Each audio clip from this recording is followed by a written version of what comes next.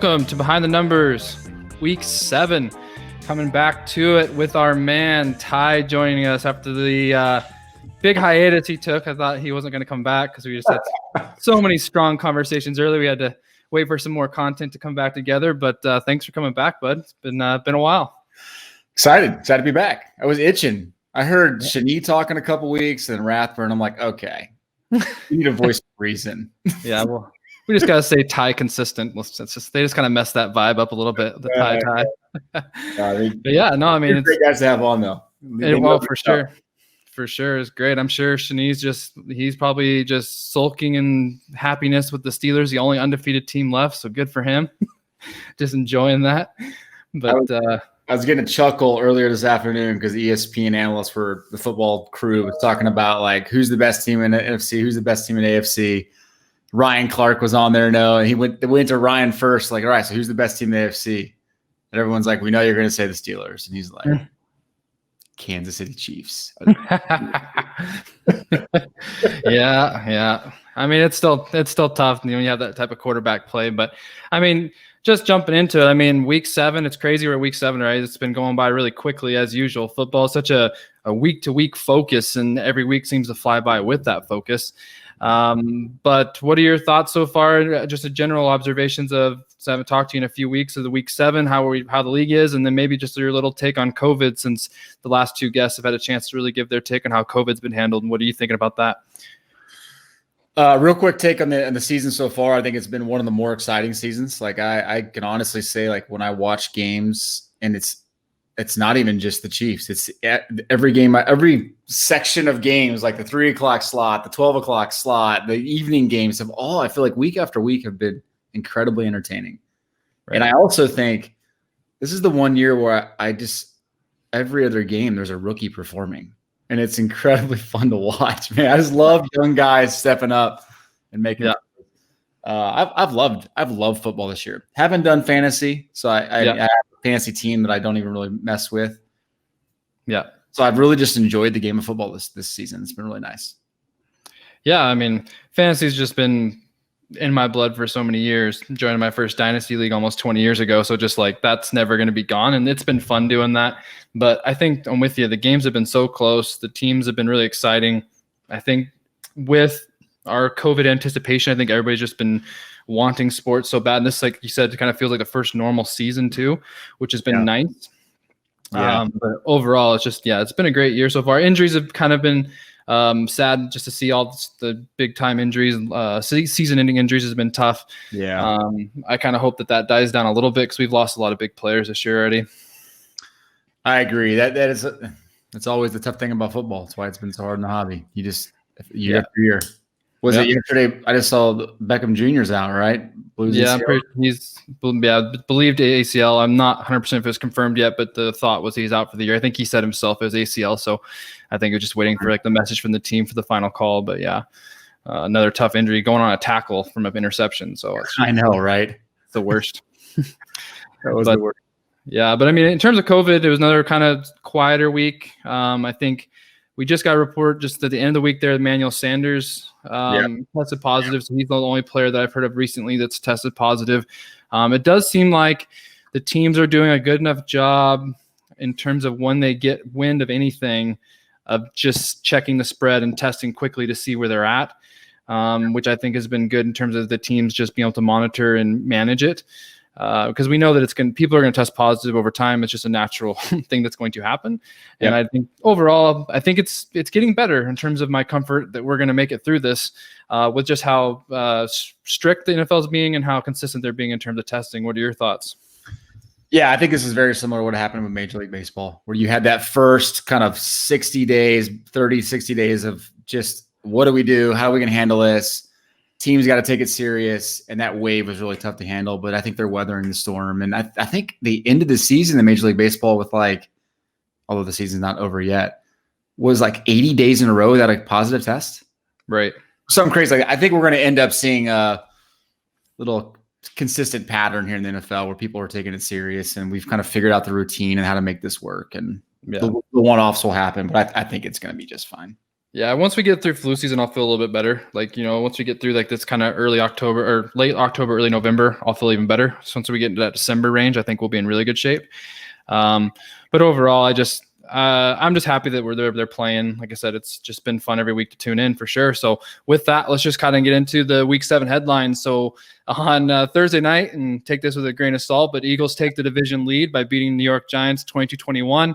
And I put Daniel Jones might have created the blue for the year for us with his 85-yard flop, which I don't think you're going to say ever again, but an 85-yard flop. It was probably one of the funniest plays I've seen in a long time. The fact that there's just so many Twitter messages are hilarious on that. What's worse, Daniel Jones falling with nobody around him, or that the Eagles let him run for 85 yards?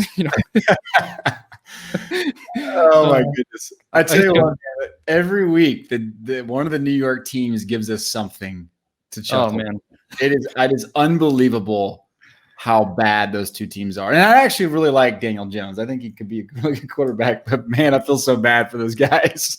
Yeah. That's just rough. It's just mounting.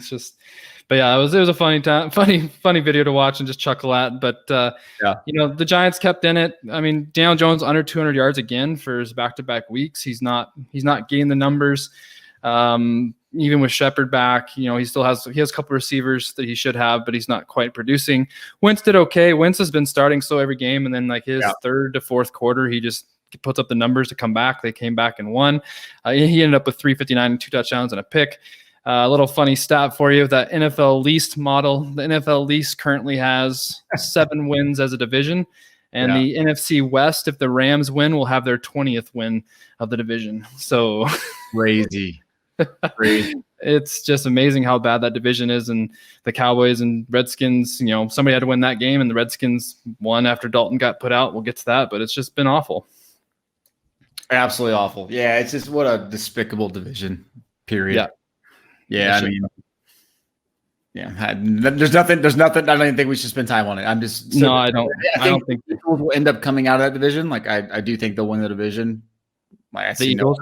I think so too. Especially after money on guys going to be Wentz right now.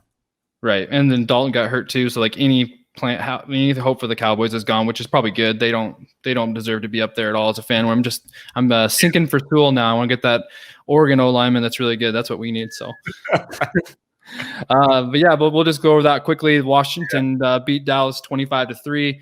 Dalton took kind of an ugly hit, probably not a necessary hit. From Redskins defender, knocked him out of the game. They brought in a rookie quarterback from James Madison, Ben DiNucci. So he is a rookie. Maybe just take a look. Anytime there's a rookie starting, you want to pay attention, see what happens while he has his time here, if he has much time. But overall, like pretty ugly game. I think the biggest thing from that is Antonio Gibson, which we'll get to. He keeps producing, had another 100-yard rushing game. He seems to be putting up the numbers from that late draft pick position and having the time. So, but we'll get to him in the rookie report a little bit more.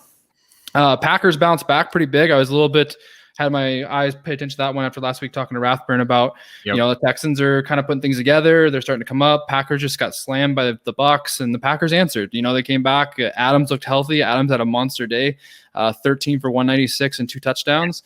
Insane. The crazy thing is that now the Texans, like for how good the Texans are, they're 1-6. And so that's kind of a wrap. Like they're gonna have a tough time. Not that I was saying they're gonna compete, but I mean, with Watson and that team, like that was kind of a dagger for them in terms of their season. So it'll be really interesting to see how that team kind of what they do from here in terms of taking care of Watson or what they're doing as a team going forward.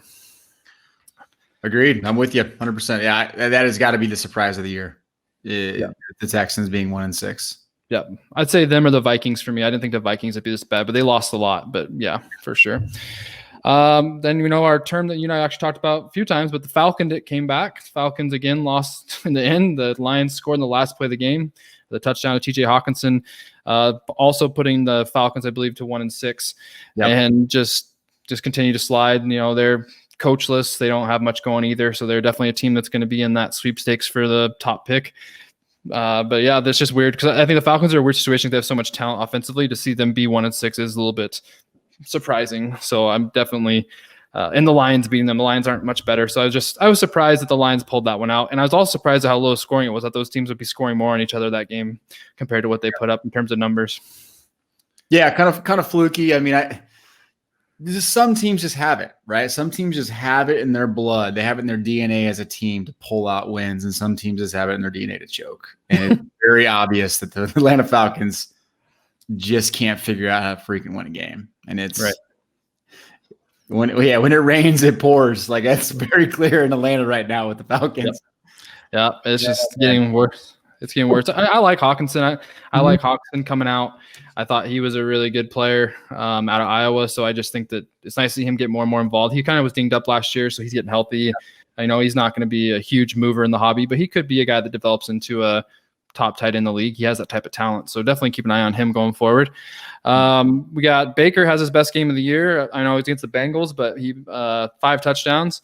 As we discussed before or just earlier, OBJ tore his ACL. So that's not good for the Browns going forward. But the Browns are sneaky 5-2, which is kind of interesting. It feels like they're 3-4. You know, I don't really feel like they're 5-2 after how bad the Steelers put it on them. So, but they are 5-2, so that's going to put them in a position to make the playoffs. You know, if they keep putting wins together. Yeah. Baker looked good, had a nice little game winner with 11 seconds to go. But again, against the Bengals, Burrow technically had a game winner too. Burrow came down and got a touchdown with 1 minute to go to Gio Bernard. So both quarterbacks look good. Burrow 400-yard performance. What are your thoughts on that game? I thought they both look outstanding. The funny thing, so 2 things. One, I don't think it's a coincidence that Baker Mayfield played really well when OBJ went out. I think there's something there. I think there's something there there's a little strife or a little bit of he's pressing to try to get the ball to OBJ. It opened up completely the second he went out. Yeah. Look, Burrow is this gunslinging this year. Yeah. The guy just keeps performing. You would think the guy would throw 4 picks a game with how many passes he throws.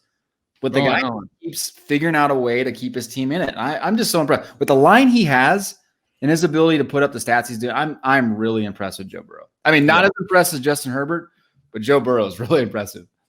Oh, yeah. Well, he's throwing 47 attempts. I mean, yeah. That's so many, just the confidence a team has to put a rookie quarterback out there throwing 47 times. We'll get to his numbers, the rookie numbers, but I like his sacks are going down. So I think he's getting I have this much time. He's not just hanging in there holding it too long. So I like that he's protecting himself more too. But yeah, definitely. I think Baker need to bounce back. Baker, that Steelers game, people were wondering, like I was wondering about his confidence. And I think you're 100% right. I do think that OBJ, I don't want to say distraction, I think that's the wrong word, but I do think that OBJ's value as a player was overdone in New York. And when he got traded, everybody's, dump on New York for giving away for peanuts, and maybe they knew something. Maybe they were right. And so I think that, maybe he will be better going forward, be able to kind of focus. I did like the point that I think, I forgot, somebody said it on one of the shows, is that Baker needs to get in shotgun more, and I 100% agree with that. I feel you look at Kyler's success, you look at all those Oklahoma quarterbacks' success about how they're predominantly in shotgun, and they've been trying to make Baker under center quarterback, and I think they need to get him back in the gun some more and get him more to his strengths of just seeing the field a little better from back there, in my opinion. So, yeah, well, you're the football guy. Those guys, I should say. So you probably understand that more. I do think a takeaway for the hobby is, our tendency in other sports, especially in basketball and even a little bit in baseball, is to gravitate towards the guys who are very vocal. And I think what you notice in football is, especially in a wide receiver position where you can get isolated very, very quickly. Yeah. Sometimes you don't want to necessarily gravitate towards the guys who run their mouth and are kind of at the center of attention, because really, you look at any case in the last few years, I don't feel like it's worked out well. No, I mean, we'll get Antonio Brown to OBJ, right? That whole spectrum, it just doesn't end well. And Michael Thomas might be going down that road. There you go. No, that's exactly right. I mean, we'll talk about that in a little bit, but he's scaring me a little bit too with his position or how he's approaching his injuries. But next one up was the Steelers win a thriller against the Titans. A great game. I watched that whole game. It was just an awesome game, back and forth. The Steelers were handling most of it. The Titans came back basically because A.J. Brown started dominating, and he really got going late. Got, was 150 and a touchdown, maybe 2? No, just 1 touchdown. Yeah. And Titans got positioned to kick a field goal to tie it. Pretty reasonable kick, and Gostkowski missed it. Mm-hmm. And, kicker kind of cost the overtime. The overtime had been pretty good as well, but Steelers are still undefeated. Titans are still, to me, those teams are, I know we talk about KC and whatnot, but I think the Titans are in that discussion for a top team in the AFC. I would put them right there with KC, and I put those three above Buffalo by a notch for sure.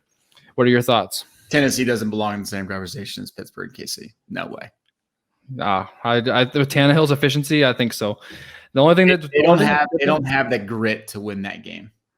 Grit they got. I think that's what they have the most of. They have with the running game they have. I just think they got to win those games. No, that's fair.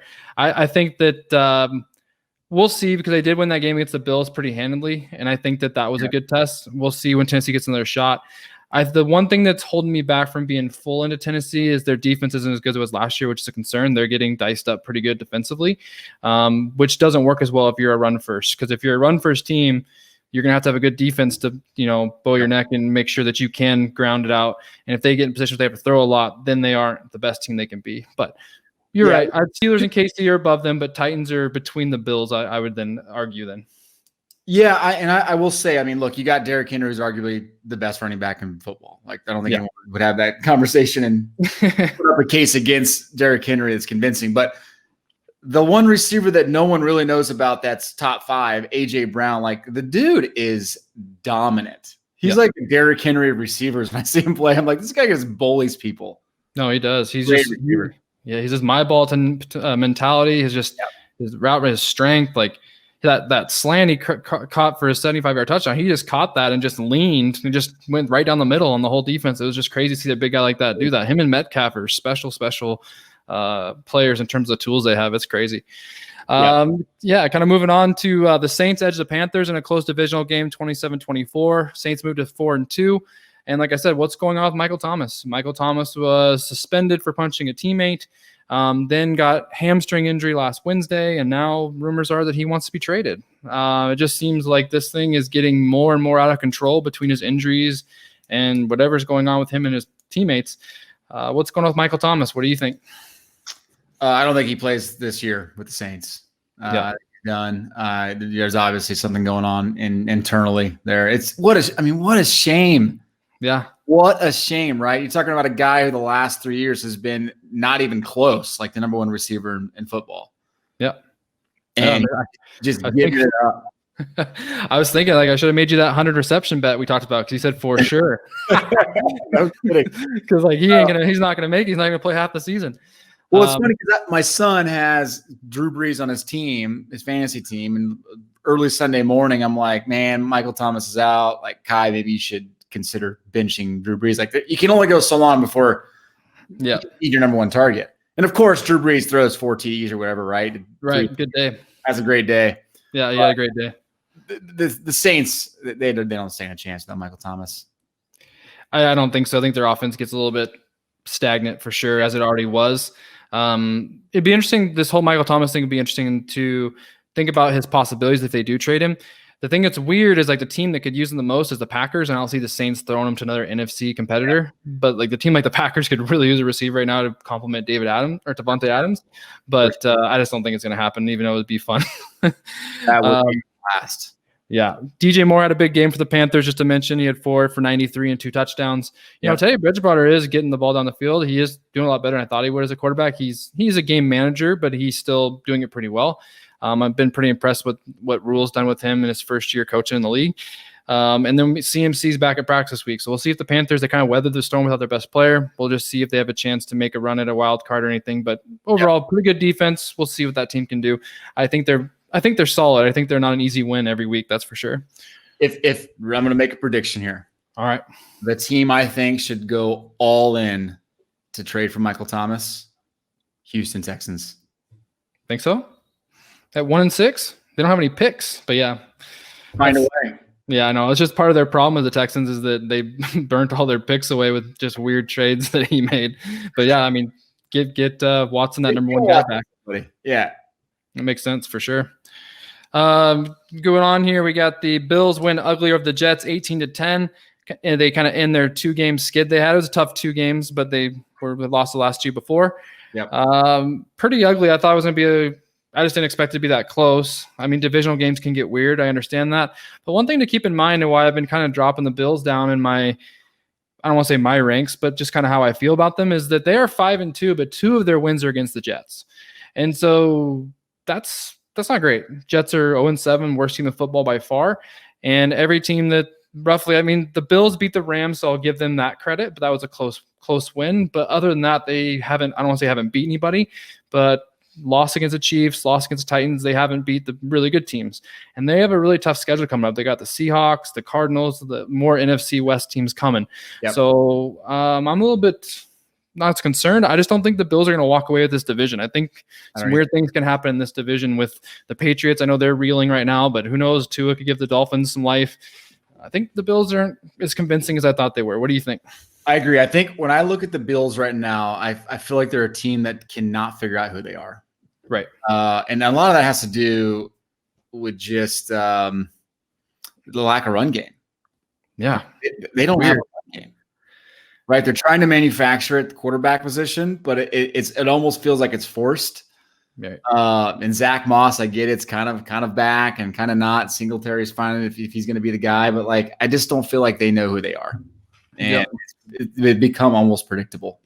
Right. It's kind of unfortunate. And if Diggs, I don't even know. Stephon Diggs, is he good or what was the injury? Yeah, I didn't see his injury. I think he's okay. I didn't hear anything major with him. I mean, he still had a pretty solid game. He had a lot of targets. Yeah. But yeah, I'll have to recheck that.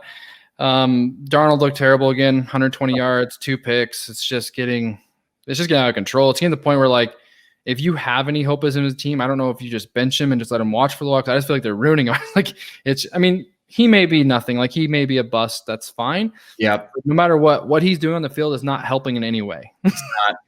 It's not. So, I mean, yeah, you almost need to just go ahead and make a statement now, like, hey, man, we're done. Like, we're going to get Trevor Lawrence. Like, that's what we're doing. So go have fun. Right.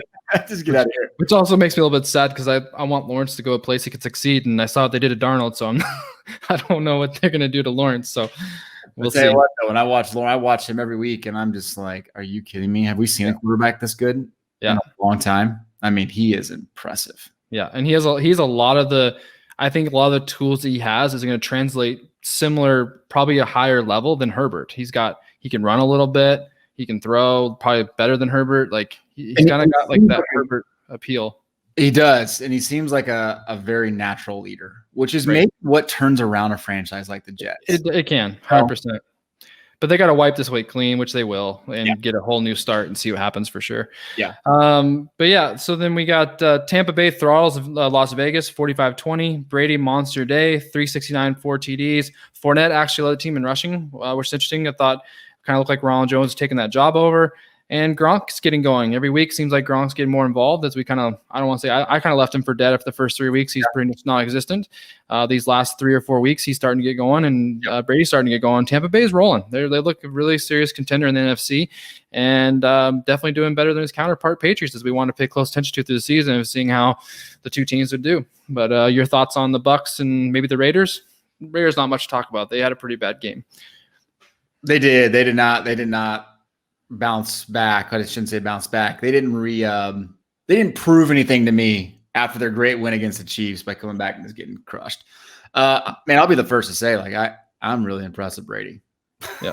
The guy just, I don't know. I think we're seeing pretty clearly, like, it was and it's like almost he's shoving it back in Belichick's face, and I kind of like it. Yeah. Right. Belichick, this is Brady. Yeah, I just like seeing him with that talent, man. Just seeing Godwin perform and seeing, Evans didn't do much last game, but just kind of seeing those guys come around and making plays is good. I also put on here. I just want to. Oh my gosh! What's that? Antonio Brown coming, which is crazy. Oh, I know, that's gonna be crazy. I don't even really know if that's gonna matter. We'll see if he actually gets on, because last time he was out in a week and a half after he joined Brady and the Patriots. Yep. So we'll kind of see what happens there. But I had to put on here, like, Devin White. I know it's a defensive player and it's a hobby show, but man, he's a machine. He is impressive. Like, just man up the middle linebacker. He had 3 sacks in the middle linebacker. He's all over the field. He's a game changer on that side of the ball. And the Bucs defense they're really good from top to bottom. I think they could really help Brady make that type of run for the Super Bowl if that defense is clicking. Yeah, I mean, they control the line of scrimmage, both sides. It's really impressive. It is impressive for sure. Chiefs rout the Broncos 43-16. Mahomes, little action because their special teams and the defense scored. So Chiefs just kind of got ahead big and Mahomes just chilled and his numbers weren't him and CH. All the number one guys didn't do much. Le'Veon was productive in his, I think he had 6 carries, but he was productive in the touches he got. So it does look like they're going to be working those two in probably relatively evenly, but I still think CH is the guy.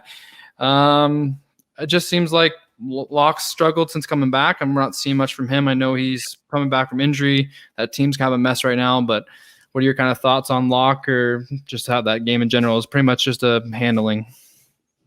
Yeah, I mean, he does not look, I mean, he doesn't look awful, but he definitely doesn't look great. And I think this is probably one of those valleys that these young quarterbacks go through where you got to learn how, defenses are adjusting to you now. You have to be able to readjust back, and we'll see. I mean, the next 3 or 4 games are crucial for Drew Lock and the future of the Broncos. I really believe that he's got to show. My worry, and just this is actually a hobby perspective, and I do have Lock coming up later in our show. But when you're a quarterback and you're taking the second round, teams aren't as worried because they don't have to worry about the 5th year option, so they're not as committed to you. So Lock, I mean, we're early here. He was injured, like we're not ready to right that ship yet, but I'm just saying if he's not improving by week 11, week 12, the Broncos could be looking for other plans, especially with the quarterback class coming in since he's still a 2nd round pick. Just something to consider going forward for sure. Really the kind of the surprising score of the week for me, 49ers routed New England 33-6. I did not see that. I thought the Patriots need this game bad, and 49ers just absolutely destroyed them. I actually watched most of that game. They controlled the line. Cam was atrocious. Jimmy looked great. He kind of bounced back from his benching. Like maybe he just wasn't healthy. But overall, what'd your take on that game? I really liked the Brandon Ayuk had a really big game as a rookie, but we'll get to his rookie numbers later as well. Yeah, I mean, I look, Cam didn't. I'm not going to defend Cam. Cam did not look good, but he does not have a receiver that can get separation. No. Anyone that thinks, I was going to say Amendola. What's his name? Edelman. Like, 10 years ago, the guy could have got separation, but like, come on. He's got nobody that gets open. And like, and they don't have a run game, right? So it's like, they already know he's going to pass. It's incredibly predictable and no one's getting separation. I feel like it's pretty much hopeless unless they can find a. They don't have a running. Yeah. They don't have a running game. They don't have a go-to receiver. N'Keal Harry got hurt.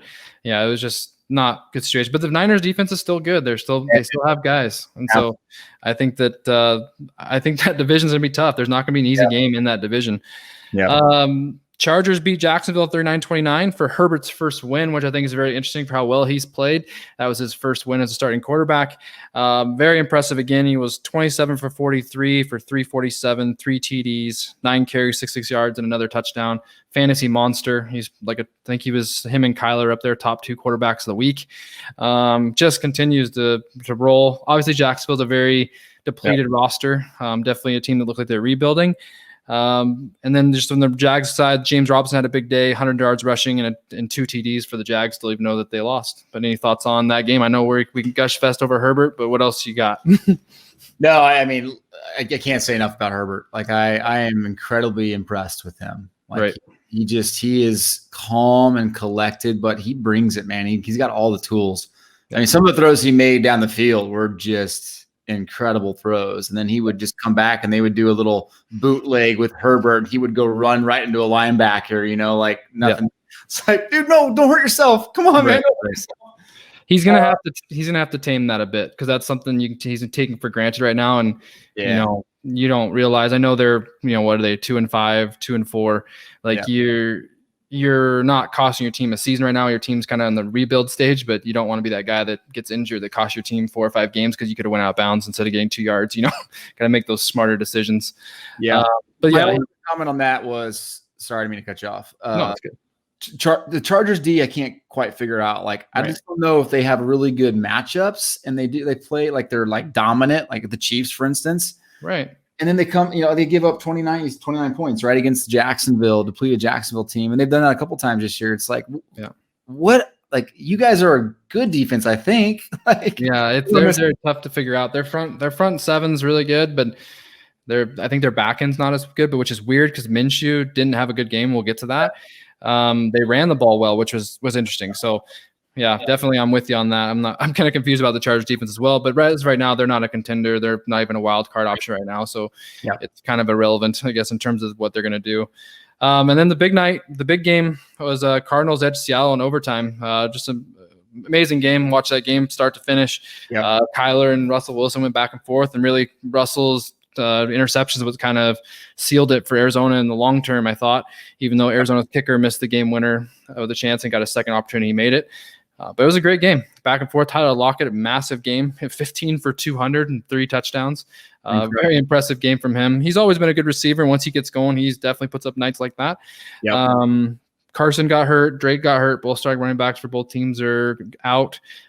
Probably multiple weeks for Drake and Carson. They're unsure with the foot sprain. That can be short to long. It just depends how it heals. So overall, great game. What do you think? Did you get a chance to see that one being East Coast-ish or Central Time? Watch the whole game. Not the whole game. Watch most of the game. And let me just real quick, for those that didn't see it, I'm gonna show my screen because I think anyone that missed this play needs to show it to their kids. Okay. And I would assume you're going to know what I'm going to show here, but here we go. Let's just pull this up. You see that? Yes. Oh yeah, I know what you're. Yeah, okay. This is amazing. This is a great call. Yeah, this needs to be shown because this, to me, my boys were talking about it all morning. Right? Yeah. Russell Wilson throws this pick 6. Oh, such a bad throw. Other team, it's like whatever, right? Gone. Yeah. Jeez. DK Metcalf. I mean, come on. Yeah, and it mattered. It saved them 4 points. Yeah, they held a field goal there. I mean, that was such a big deal. And yeah, just seeing him track him like that with that kind of and like there's been a couple of video edits, but they're pretty close. But how much bigger DK is as well is pretty hilarious.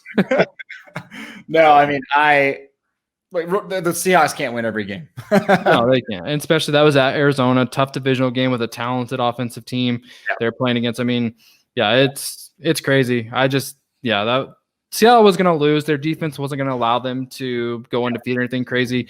But great, that division just was going to be fun to watch, see all the way through. And looks like the Rams are going to get a pretty easy win here over the Bears. It's like 24-10 right now. So, but overall, great game for sure. Kyler looked good. Hopkins, another big game, 10 catches. But overall, pretty fun week. Yeah, just my last thought on Kyler is I feel like you're starting to see his maturity show where he's okay with not making a big play every play, right? He's taking what the defense gives him. He was methodical in a couple drives there at the end. Yeah. And if he's going to play that way, because we already know he's dynamic, like they're going to be a tough team. They're going to be a really tough out for people. Yep. His passing efficiencies worried me a little bit the last couple of games. I feel like he did kind of, like you said, kind of go for the big play too much. And I think he can do a better job of taking the short to long and just really being a little bit more efficient on every play. And I think he is figuring that stuff out. And even in that game against Seattle, you could tell he was reeling it in. He did take that shot at the end there where he didn't really need to. I don't know if he'd like right before they kicked that field goal, but part of you loves that and part of you hates it. It just kind of depends how you take it. But I love it, but not to Christian Kirk. Right. Not to the smallest receiver you have. Yeah. This is crazy. All right, let's go through the rookie numbers here, just kind of so we'd like following our rookie cards, especially with Mosaic still hot and Ardonaris and all those coming out right now. But Joe Burrow, 35-47, 406, 3 touchdowns, 1 pick. He also had 6 rushes for 34 and a touchdown. He only had 4 sacks this week, which is still low compared to his 8 he was taking. He had 2 the previous week, so his sack total seems to be being more managed, which is good. Herbert, 27-43, like we said, 347, 3 touchdowns, 9 for 66 and a touchdown as well. So that's top 2 quarterbacks. Very comparable numbers. They both have over 400 total yards together, which is amazing, for rookies to put that kind of stuff up. Yep. And then Tua's coming into his first start next week. So those 3 big guys in the products right now, really impressive to see those quarterbacks performing the way they are. We're not seeing any duds. It's kind of crazy. It really is crazy. I mean, as a collector, you can't ask for much more, right? It's only going to keep these values, these wax prices propped up. Yeah, for the time being. I mean, it will for sure. And the one thing too, Ty, is that like last year we had Kyler, who's still amazing. We had Locke and Daniel Jones, and Daniel Jones and Locke, a lot of it was projection based. And a lot of it was how they could be. And they're not performing this year, which is it's okay. But it was funny to see last year how Jones would show a couple things. Drew Lock would show a couple of things that people are like, oh, I got to get this guy for next year. What are they going to do? What are they going to do for the guys right now that are just killing it? Like Herbert and Burrow are just, they're making last year's little blimps from those two look like nothing. No, you're right. You're right. Like we're getting spoiled. Like this is not supposed to happen like this. Right. Yeah. I mean, no one expected Herbert for sure. Right. We didn't expect to even be on the field right now. So we're getting a nice little gift. Right.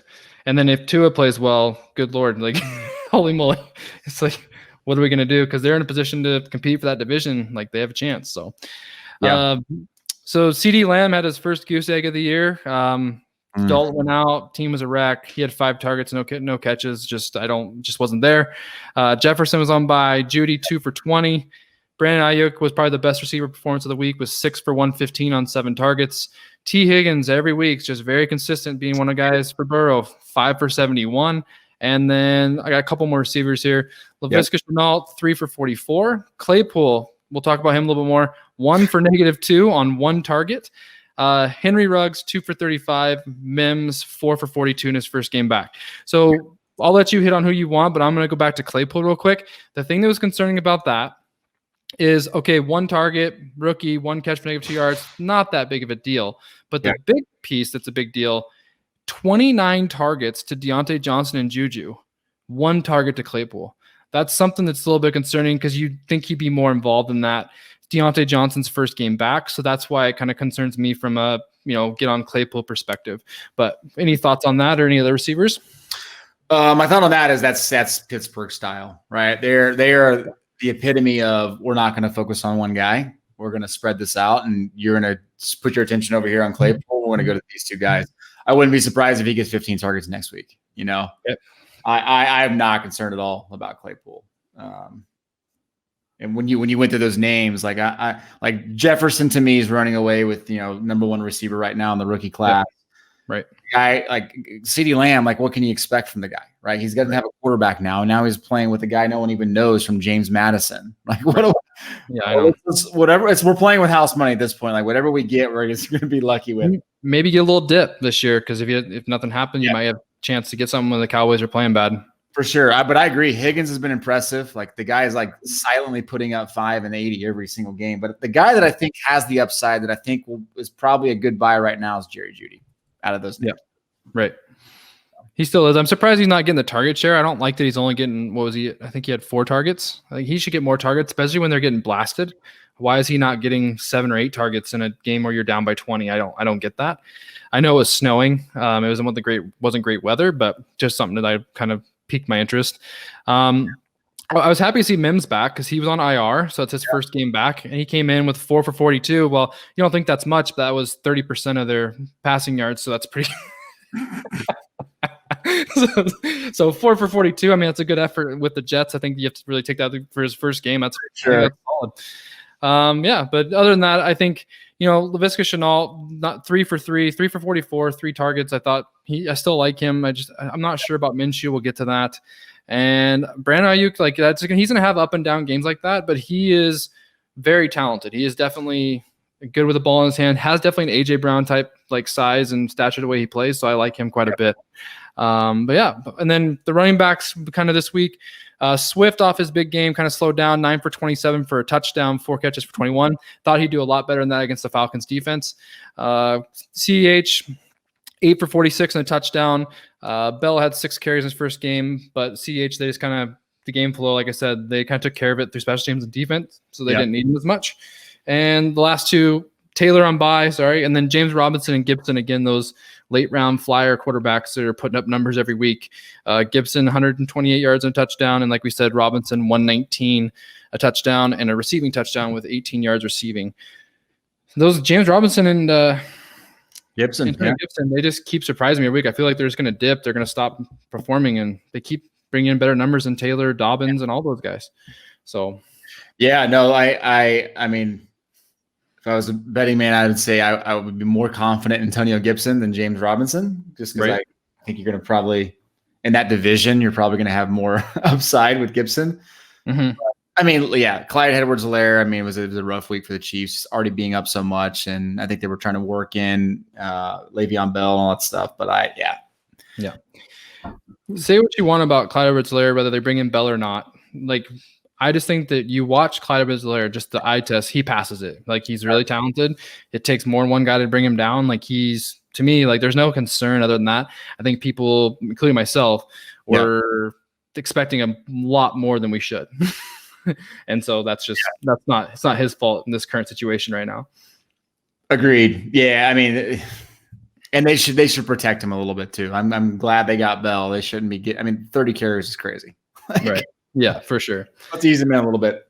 Yep. And then, like we talked about, like, this rookie report is lengthy. This is fun. Like, there's so many guys we're talking about. There's so many guys that are getting in, they're getting time. And so it makes it fun for the hobby. It makes it fun for, mosaic breaks and just getting into it and then trying to get some rookies that you can hold on to. Because it seems like there's a lot of guys here that could be producing the league for a while. Yeah. I mean, look, for folks that are opening up football cards right now, right, you're obviously going to be excited when you see Joe Burrow and Justin Herbert. And now you're going to be excited when you see Tua. And you got some receivers and running backs in there, but there's also guys that aren't even playing yet that are pretty good, man. Like guys like, I think, like Zach Moss, Jalen Baker, like these guys are going to get on the field eventually. Jalen Hurts, like. Yep, I agree. This class. There's more coming. That's the crazy part. Tua, he's gonna have his first little run. So yeah, it's exciting. Yeah. All right. So we got the kind of hot performances here. We'll just run through these a little bit quick. So we've already talked about the guys, and you can just add anything you want. Devontae Adams, 13 for 196 and 2 touchdowns on 16 targets. I just see the volume is just crazy. You get 16 targets receiver. He cashed in. That's insane efficiency. Really big day for him coming off. I know he's been frustrated with his injury, and he kind of got back full steam, which is great. Yep. Lockett, 15 for 200, 3 touchdowns. I put down here 20 targets with exclamation points. It's just like 20 targets is a ton. When it comes to the receiver share. So that was really impressive by him. Yep. One guy that just kind of keeps quietly doing good, and that's obviously with the volume the Bengals are throwing, is Tyler Boyd. Like every week, he just kind of seems to be really their number one guy, to be honest. Like he's 11 for 101 this week, 1 touchdown. I know Higgins is there and AJ Green's he's there, but he seems to be the most efficient and the most consistent of the 3 as of this point in the season. So I thought I'd throw him in there. And then we already talked about Baker with his 5 touchdowns and 1 pick. But of those hot performance guys, any of those guys stand out to you in terms of you're surprised or you like? Not really surprised by any of them. Look, I love Devontae Adams. He's so underrated. He just continues to perform. Like he's just the bell cow. Like the guy he gets 10 receptions and his 150 yards, and it's like it's nothing. Right. I will say, anytime you get 15 receptions and 200 yards, 3 touchdowns, that's an impressive performance. Like that took away from DK Metcalf's potential. Like I wouldn't be concerned at all about DK Metcalf. Like Russell Wilson's a smart dude. He's a great quarterback. Yeah. He's like where there's the opportunity and he goes for it. So, right. Yeah. I'm ready to see what happens with Baker Mayfield next week. That's right. Right. Yep. We got to see. Yeah. I put DK on the cold performances, but I'm not worried about it. He only had 2 for 23. He'd have a long touchdown called back from a questionable holding call. It was close. And then he had that awesome rundown that I think kind of was his highlight of the night we talked about. Yeah. Cam Newton's numbers, since we didn't mention it, 9 of 15 for 98 yards, 3 picks, 5 carries for 19 yards. So that was atrocious. That's tough. Gardner Minshew, 14 for 27, 173 and 2 touchdowns. And Josh Jacobs, 10 carries for 17 yards and 3 catches for 14 yards. So I think in terms of hobby, Jacobs, he's having one too many duds for my liking down the stretch here. And then Minshew, I feel like Minshew is telling the Jaguars he's not the guy. And so I'm a little bit concerned about Minshew if they're going to be in that top 5 realm for picks, that he might be a backup quarterback in the league, which would be tough for you people with the hobby to have him. Yep.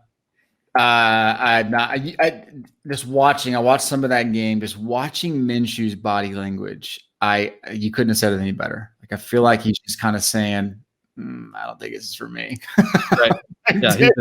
Yeah. Show a little energy, man. Try to get your last year compared to this year. Maybe he thought they're going to be better. Maybe he thought they're going to be a better team, and he just seems deflated. I mean, losing does that to you. Losing can definitely suck it out of you, but just really surprised that he has. Even when they're losing and they're down, like he's like the guy who kind of put those garbage numbers. He's not really put up garbage numbers. He's not really put up numbers to make you think he wants to be there. So just something to think about kind of going forward. I still like DK Metcalf a lot long term. I think he has ability to be number one receiver in the league. So if you do have stuff, I think him and AJ Brown are great buys for base rookies and grading those and holding those for a bit. I think they're both going to be studs for a long time. Agreed. I'm with you there. All right, so I thought we'd just switch into a little bit of product review. Haven't really talked to you about Absolute at all. Just kind of my initial thoughts or my second thoughts. I saw some absolute value math teacher. Absolute Football. Their cards are nice. Actually, their chrome finish for the rookies are actually a lot better than I thought they'd be. So I've actually been impressed seeing a couple of little breaks with those. The Kaboom cards are obviously the chase. I'll kind of go through the pricing on those and then just kind of take any thoughts or takes you have on Absolute for this year. Burrow's Kaboom 750, Lamb's 260, Judy 210, Love 300, Herbert 1150. Kind of weird these above Burrow on that. Tua 800, CH 203, Hertz 260, and Chase Young for 180 for his Kaboom. So those Kaboom prices are pretty eye-opening.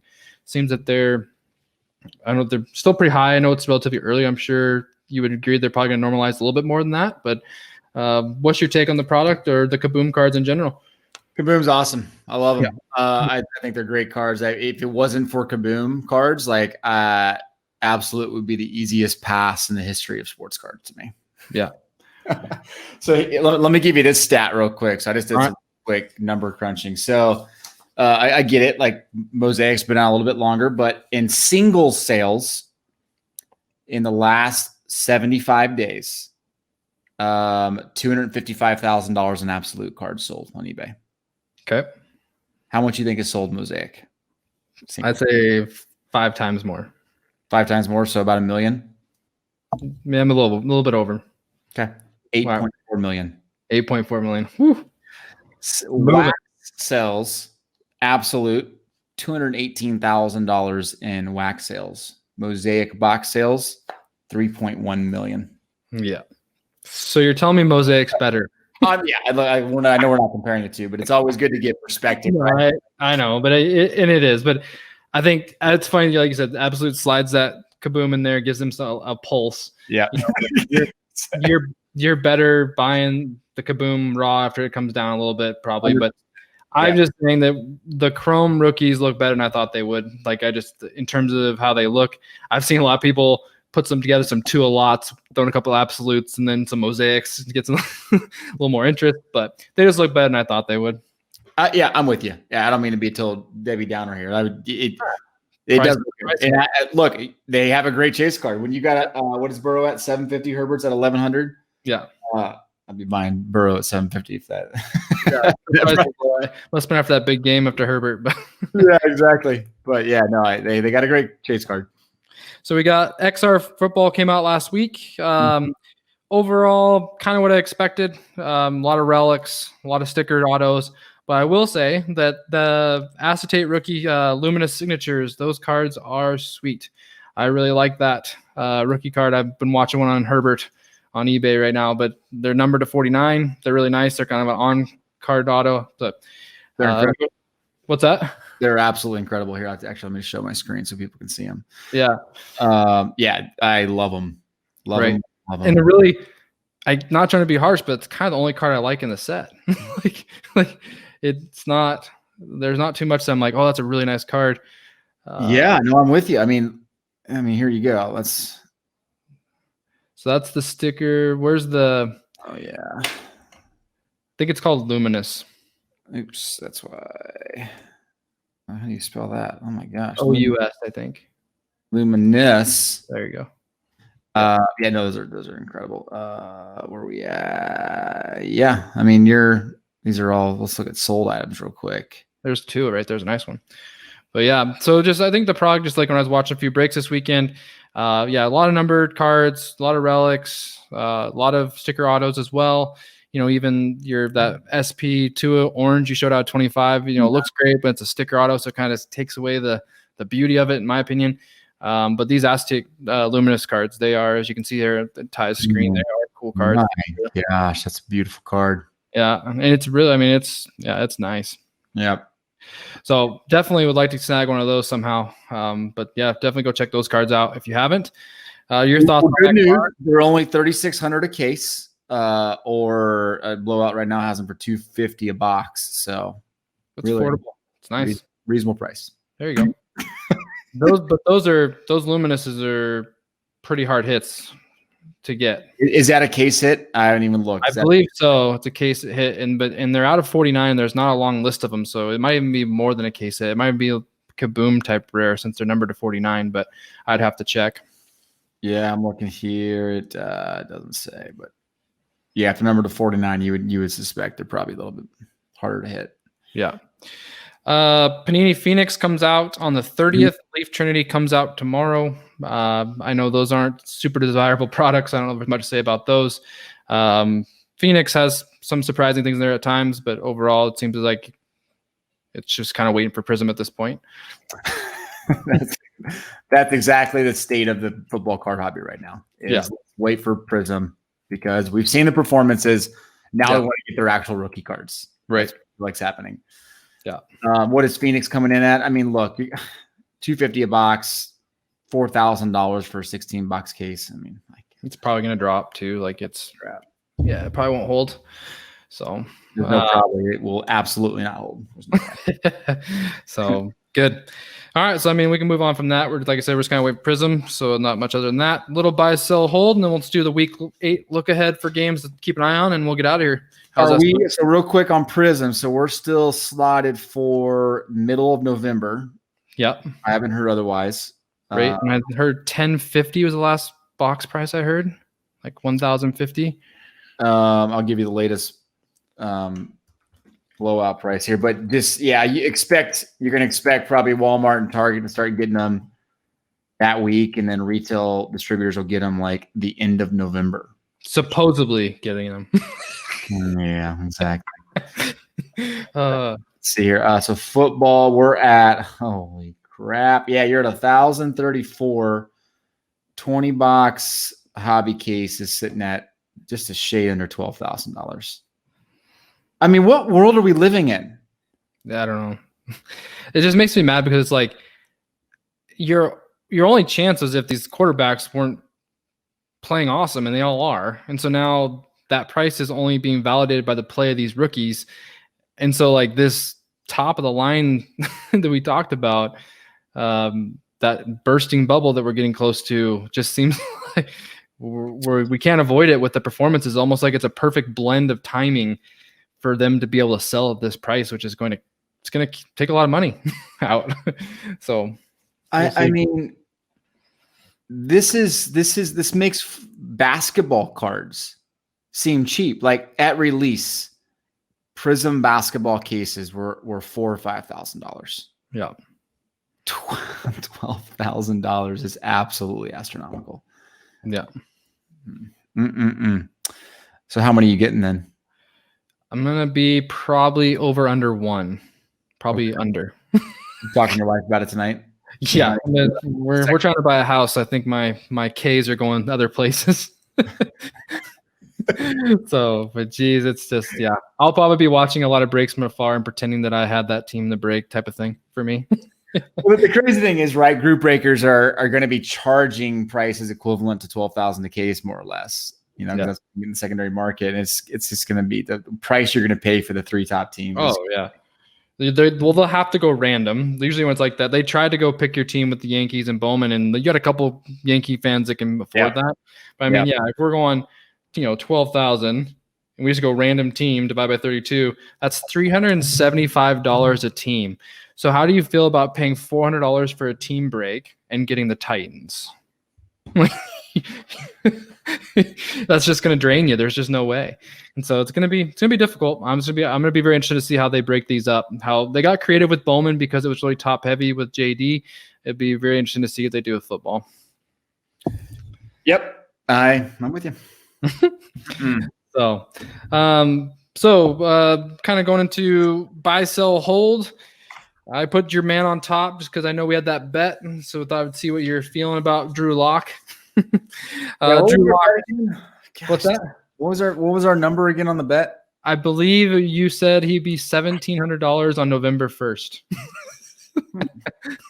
So better have a really good week. I'm not calling it yet. We still got time. Dang, what did I bet you? What do I gotta? Where did I pay up? If you don't remember now, I can change the bet to my favor. I think it was like a case of Prism. No. Oh shoot, honey, we got a problem. You said a bag of coffee. It was a bag of coffee. It was a good friendly bet from coffee drinkers. That's right. Good. That's right. Hey, I went back and checked the record, so that checks out. Drew Lock, 2019 Prism Silver PSA 10 is $596. And so, like I said, week left on our bet. How are you feeling about $596 for Lock? Do you think he's on a downswing that you'd be interested in? I'd take $596 to the bank right now. Okay. You're really confident in your boy, your Missouri man. I'm not confident in the Broncos. I'm confident in his talent. Yeah. Yeah. Okay. That's good. I don't think I'd be buying, but I wouldn't be selling him at that if I had him. I'd be kind of just holding, or I'd be waiting a little bit longer. I do think he's probably close to bottom dollar, but he's going to have to start making some plays soon for sure. So kind of a big 2-week swing.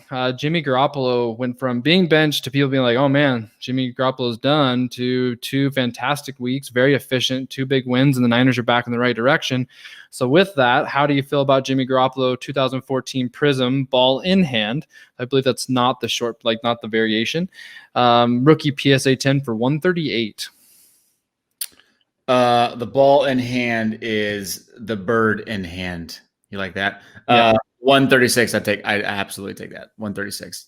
I think so too. That's kind of a big buy for me, because the only thing that I wouldn't say worries me, because I think that nobody's expecting much of the Niners right now anyways, because they have so many injuries with Bosa and everybody, but their division scares the heck out of me. Like, how good can they do in that division? Because that division's just going to be murderer's row. And so I think he's upside's limited. I think they're not going to have the I don't think they have the depth to make it all the way through there and get a playoff spot out of that division, but he's definitely trending up for sure. And 138, I think, is a easy buy for sure. Yeah, well, you don't know how Ayuk's going to do for him. Like that opens up a lot potentially for him. Yep. And their defense is not, even though they lost Bosa, like they're still to be reckoned with, man. Oh yeah, definitely.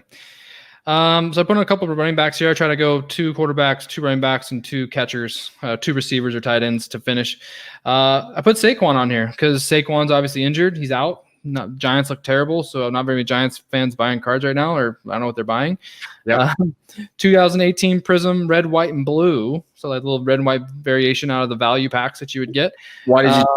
What was the idea there? Just grabbing that. Yeah, why would you come with? What do you like, the red, white, and blue? Is that why you picked it? I just like the red, white, and blue, and I just try to mix up the variations. Just kind of I think that's a cool looking card myself. Let's pull it up here real quick. So it's the 2018 Prism, red, white, and blue rookie. Blue, Saquon, right? So Berkeley. Yeah, yep, that one right there. I forgot. Yeah, 18-19 was the same for football. Yep. Okay. Yep. So the PSA 10 of that I got a sale for 138. Okay. So how do you feel about that? I cannot stand those red, white, and blue, so I probably wouldn't buy it for that reason alone. But that's fair. That means shoot. What's his silver going for? Do you know? I didn't get that one off, but I know that his optic was like $60, like his base optic. Goodness gracious, yeah. So if you look at sold for Saquon, there you go. So I can't see that one. I mean, there you go. That optic all for 210. Yeah, man, I love that card. Yeah, that's a good card. I have a couple of those optic rookies. I just think he's a buy now guy. Like I still think we've seen players come back from ACLs. Obviously, that's not something you want to put your money, like a ton of money into, but I just think that he is going to come back, and I think he's still going to be effective in that team, depending on what they can do at the quarterback position. If Daniel Jones can throw some growth, they still can build, and who knows what can happen. You like this Bertolli organic sauce here? Are you a big fan of this too? Is it graded or no? You know what? I'm sure PSA would take it. 7 months. You'll get it 8 months later. What's the shelf life? We got to check the date. But yeah, and then I put a little sleeper in here, and this is not a big hobby. It's more of a fantasy football thought for me. I put Kareem Hunt. I did Kareem Hunt in here. Nice. Kareem Hunt 2017 Optic Pink PSA 10, $44. So I put him in here just because he's right now the Browns' #1 running back with Chubb out. He's a top 5 fantasy running back week to week, and just seems like he always producing. There it is, $44. So what are your thoughts on Kareem Hunt at all? I love it. I think it's a great pick. I think you said it. I mean, if Cleveland keeps performing and they're going to be contending for a division or contending for a wild card spot, like Kareem Hunt's going to be one of the key reasons they're doing that. Not big. Even like we talked about, he helps Chubb, right? When he's back, when Chubb's back, he's still performing. Exactly. So he's gonna drop down. But yeah, I just think he's a little sneaky player on a team that has a good record. I love it. That's a great pick. All right, cool. Kenny Golladay, I put on here because I kind of like him as a receiver. I got his Prism Silver, which is in 2017, which are all silvers that we talked about last week with Rathburn. Yep. His PSA 10 was 200 for Kenny Golladay Silver. What are your thoughts on that? I would not be a buyer there. Yeah, I mean, you got to be top 5 receiver for me to even spend over $200 on a rookie receiver right now. 100% agree. The other thing that I would say is that he's probably one of the most difficult markets, like in terms of like the lines aren't much, like they just don't have much going right now. Like as a team, their quarterback time's running out, their coaching's going to be switched up.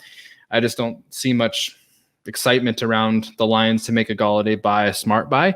I just think he's a really talented receiver though, and a guy definitely to keep in mind if those things do drop. Yeah, that's fair. That's fair. And I put your boy, because I'm actually surprised. I really think he should be higher. But I put your boy Tyreek Hill in here. I did a 2016 Prism Silver BGS 9.5. Just that's kind of one that popped up for me to go with the BGS slab. And it was for 155 for a BGS 9.5. And the PSA 10 wasn't that much more. I think it was like 200 on the silver. That's just the base, I think. Well, maybe it's silver, but it's PSA 9. And that was that's right. August 16th. Yeah.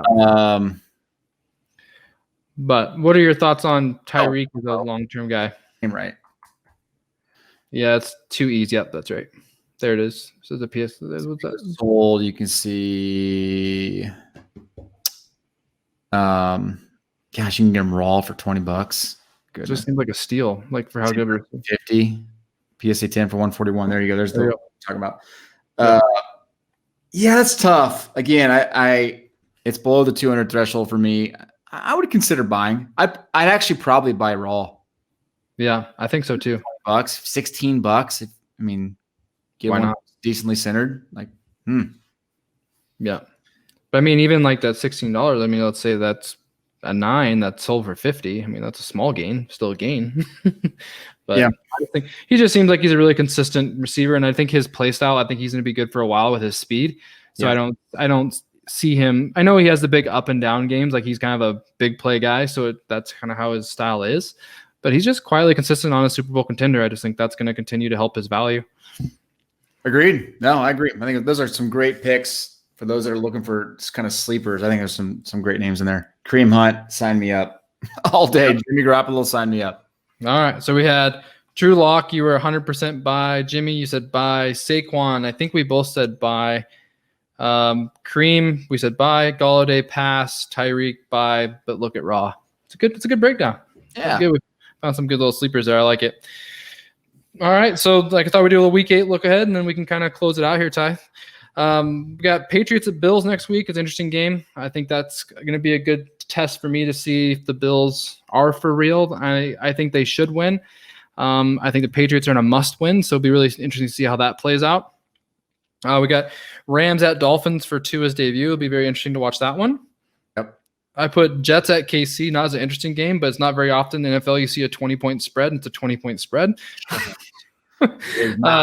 You're right. Yeah, the game of the week is easily going to be the Steelers at Baltimore. Baltimore coming off a bye, so that's going to be a really interesting game to see how the Steelers do going into Baltimore. 49ers at Seattle, big game to see if Seattle bounce back or the Niners keep it rolling. And the Saints at the Bears. It's just kind of interesting because both those teams are at top of the NFC in terms of record. I don't know if in terms of talent, but they both have good records in the NFC. What are you thinking on those games? Of those, I mean, yeah, obviously I'm really excited to watch the Rams Dolphins because I want to see Tua play. I mean, look, even Kansas City fans will be spending a few minutes watching the Chiefs get out to a 30-point lead and then be done with it. Yeah, Baltimore, Pittsburgh. I am really, really excited about that game. Yeah. I think Baltimore runs away with that game. I really do. But yeah, Yeah. This week, there's some really good games this week. This is a great week of football. It is. I mean, everything from Broncos to Broncos Chargers. Yep. Browns Raiders is a good game. I mean, shoot, Packers Vikings should be a really good game. Division game. I'm really excited about this week. Yeah, I am too. Yeah. Well, I mean, that's it for week 7 recap. We'll be back for week 8 with Behind the Numbers and talking some more football with you guys. But thanks for being on, Ty. Thanks for having me on, man. Appreciate it. Good time as usual. I really enjoyed it. Perfect. All right. Later. Later.